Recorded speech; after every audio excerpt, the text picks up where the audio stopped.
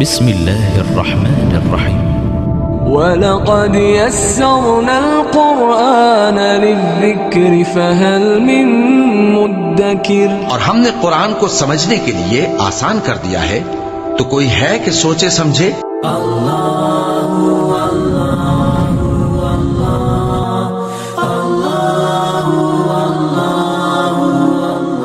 على حبيبك خير الخلق كلهم هو الحبيب الذي ترجى شفاعته لكل حول من الأهوال مقتحم. محمد سيد الكونين والثقلين والفريقين من عرب ومن عجم، وإن من جودك الدنيا وذرتها ومن علومك علم اللوح والقلم. صلی اللہ علی النبی الأمی صلی اللہ علیہ وسلم، صلاۃ و سلاما علیک یا سیدی یا رسول اللہ، قلت حیلتی انت وسیلتی ادرکنی یا سیدی یا رسول اللہ. حمد و ثنا کے بعد قابل عزت اساتذہ کرام اور اسلامیہ ماڈل ہائی اسکول کے طلباء اور طلبات، السلام علیکم ورحمۃ اللہ وبرکاتہ.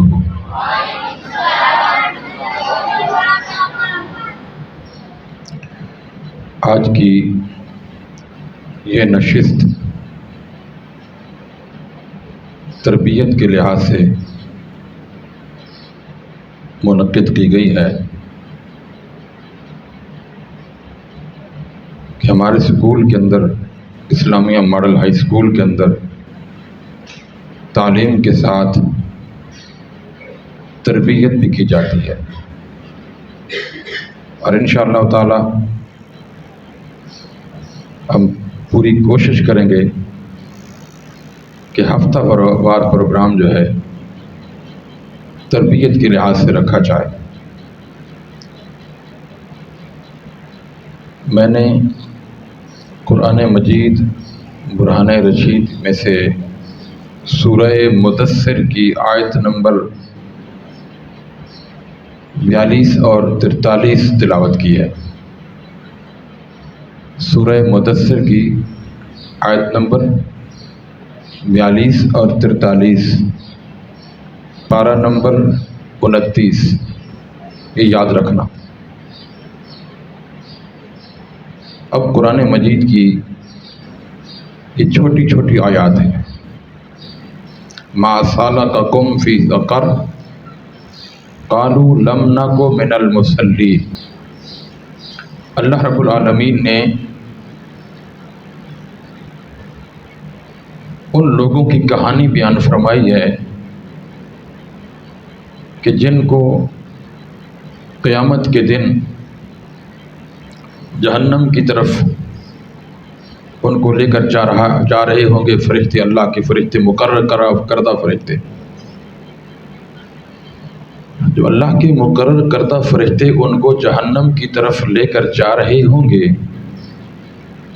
تو ان سے پوچھا جائے گا کیا سبب ہے، کیا وجہ بنی کہ تم جہنم کی طرف جا رہے ہو؟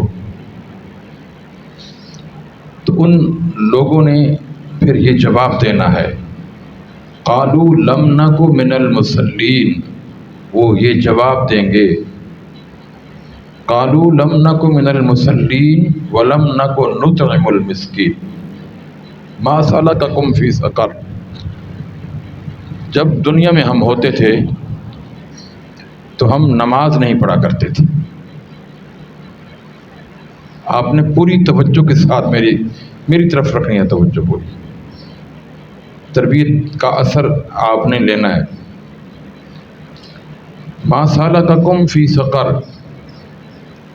جب دنیا میں ہوتے تھے تو ہم نماز نہیں پڑھا کرتے تھے. یہ وجہ بنی ہے جہنم میں جانے کا سبب. آپ اسکول میں آتے ہیں تو چھٹی کرتے ہیں آپ سے ادارہ کے سرپرست اعلیٰ یا ادارہ کے پرنسپل آپ سے پوچھتے ہیں کل کیوں نہیں آئے، پرسوں کیوں نہیں آئے، کیوں چھٹیاں کی ہیں؟ اب جو ادارے کا سرپرست ہے یا ادارے کا پرنسپل ہے وہ آپ کو سزا دیتا ہے نا، یا تو فائن کرتا ہے، تو یہاں پر یا پھر وہ کیا کہتا ہے، یا فائن دو یا پھر 2-3 ڈنڈے کھاؤ، ہوتا ہے نا، کیوں جی؟ یا تو پھر جرمانہ ہوتا ہے یا پھر 2-4 ڈنڈے لگتے ہیں۔ تو یہاں پر ہم سمجھتے ہیں کہ جب ڈنڈے پڑیں گے تو پھر تکلیف ہوگی، درد ہوگی، چلو 100 روپے دے کے جان چھڑوا لیتے۔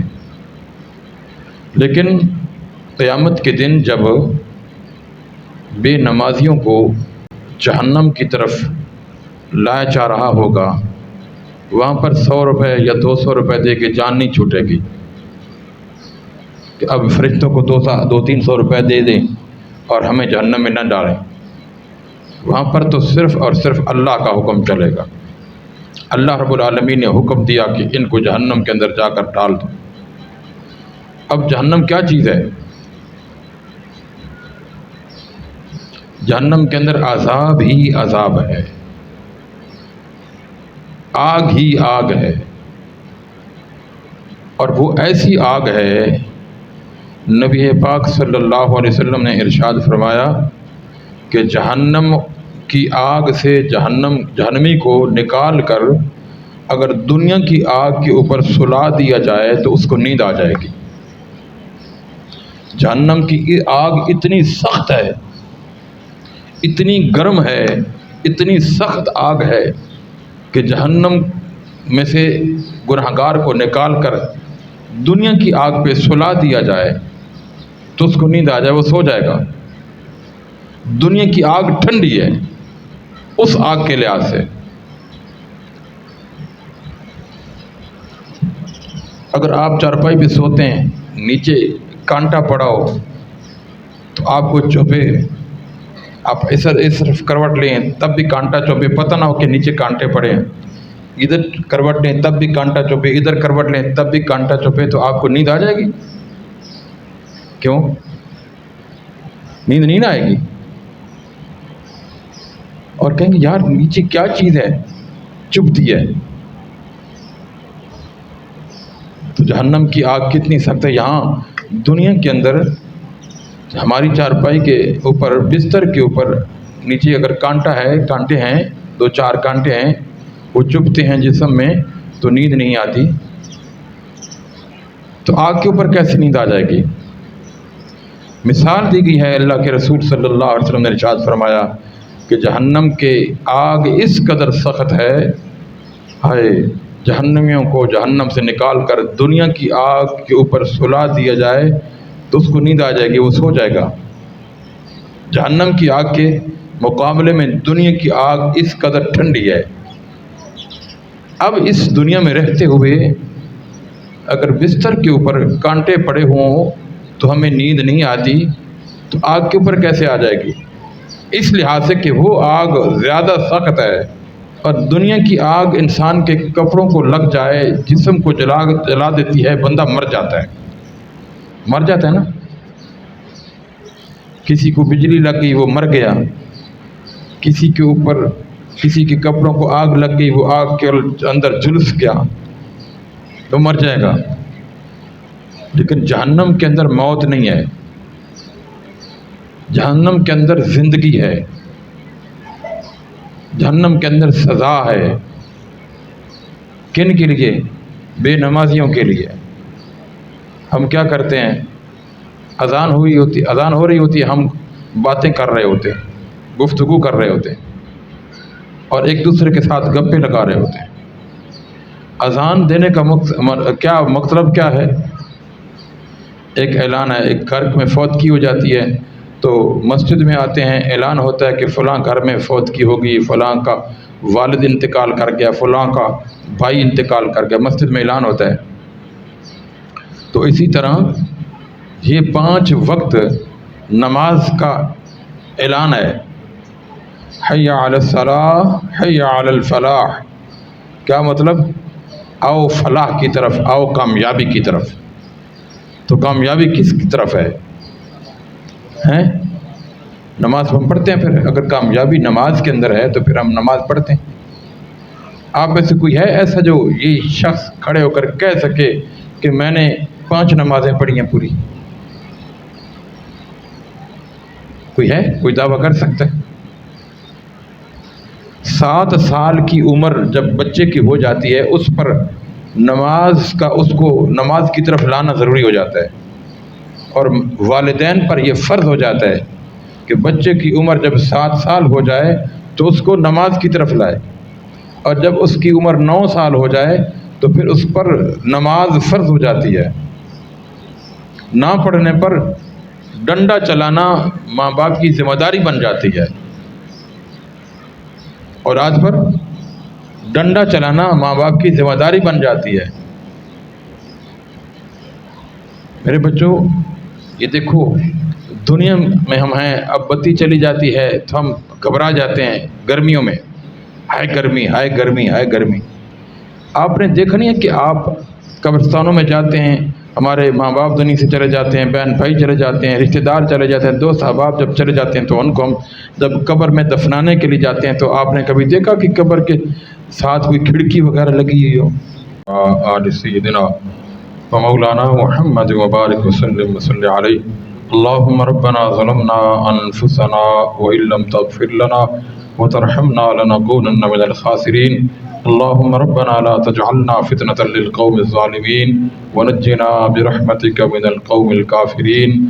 مالک کائنات، مالک ارض السماوات، اپنے پیارے محبوب رحمت کائنات صلی اللہ علیہ وسلم کی عزت کا صدقہ اللہ، آج ہم نے یہ جو تربیتی نشست رکھی ہے بچوں کی تربیت کے لحاظ سے، یہ جو چھوٹا سا پروگرام رکھا ہے، اللہ اپنے نبی صلی اللہ علیہ وسلم کی عزت کا صدقہ اس پروگرام کو اپنی بارگاہ میں قبول و منظور فرما۔